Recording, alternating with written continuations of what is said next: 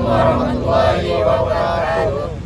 Kami mahasiswa dari Universitas Negeri Padang, Fakultas Teknik, Prodi Pendidikan Elektronika dan Elektro, kelompok 6 semester 1. Video ini dibuat untuk menyelesaikan salah satu tugas dalam mata kuliah Pendidikan Pancasila dengan dosen pengampu, Bapak Larisman MPD. Kami dari kelompok 6 terdiri dari 8 anggota yang masing-masing bekerja sama dalam memenuhi tugas dengan judul materi Implementasi Nilai-Nilai Pancasila dalam bidang Ipoleks Berhankam. Sebelum kami masuk ke pembahasan yang lebih lanjut, izinkan kami memperkenalkan diri terlebih dahulu.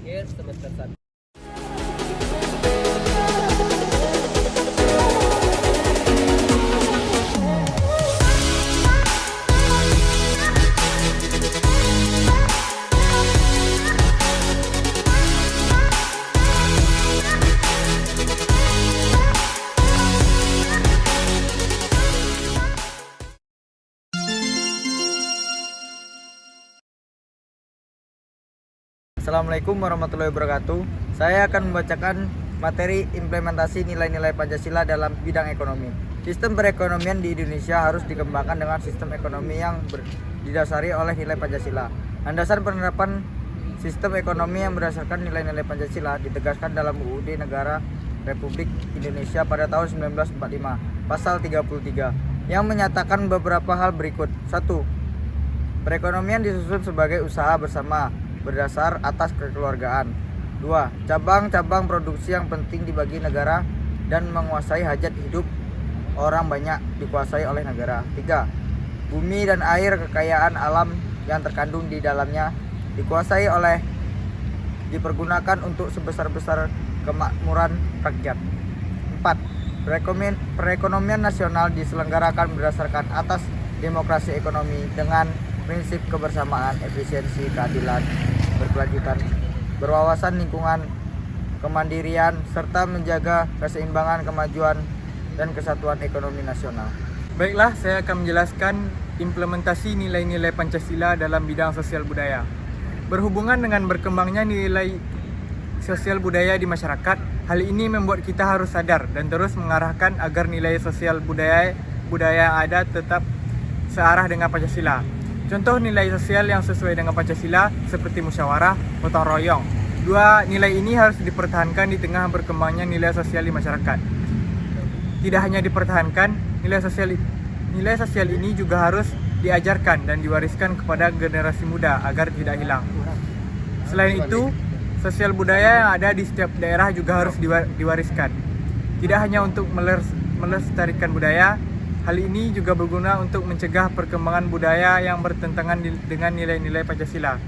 Selanjutnya, kita juga harus menghargai budaya, ras, dan kepercayaan orang lain dan tidak membeda-bedakannya.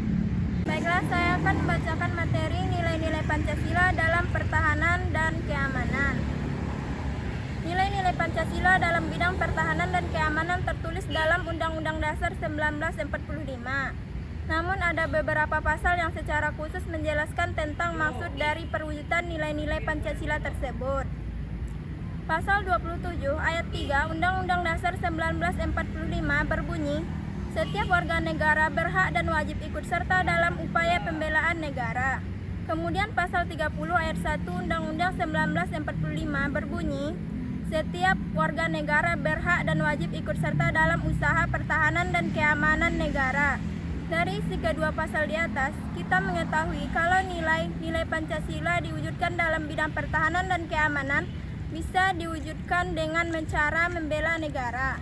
Materi selanjutnya yaitu implementasi nilai-nilai Pancasila dalam bidang politik dan hukum.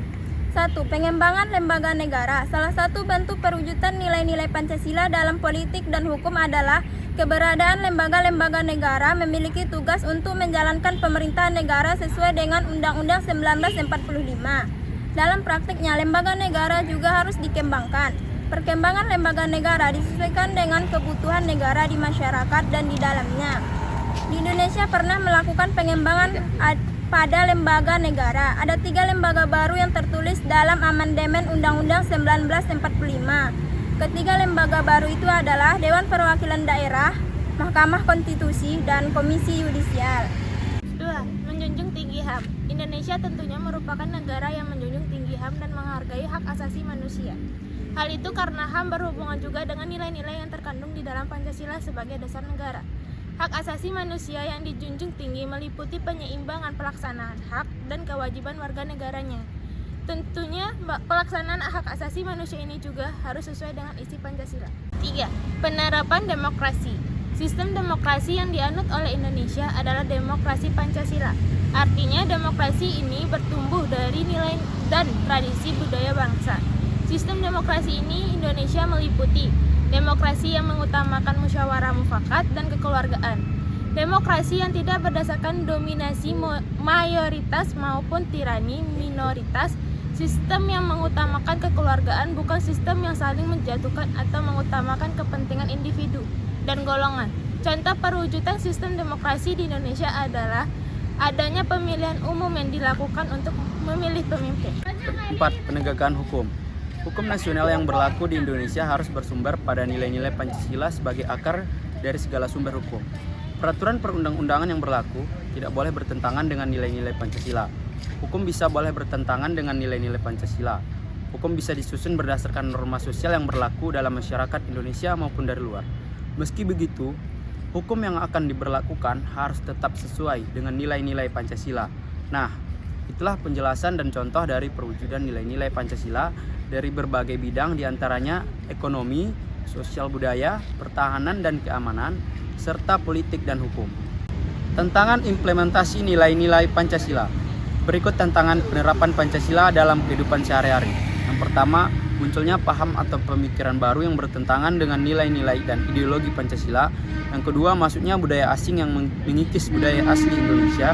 Yang ketiga, masuknya kebiasaan dan informasi yang tidak sesuai dengan nilai-nilai Pancasila. Nah, itulah peluang dan tantangan penerapan Pancasila dalam kehidupan sehari-hari. Sila pertama, ketuhanan yang Maha Esa, mengandung nilai luhur dalam kaitan dengan ketuhanan, keagamaan, keadilan, dan kenegaraan.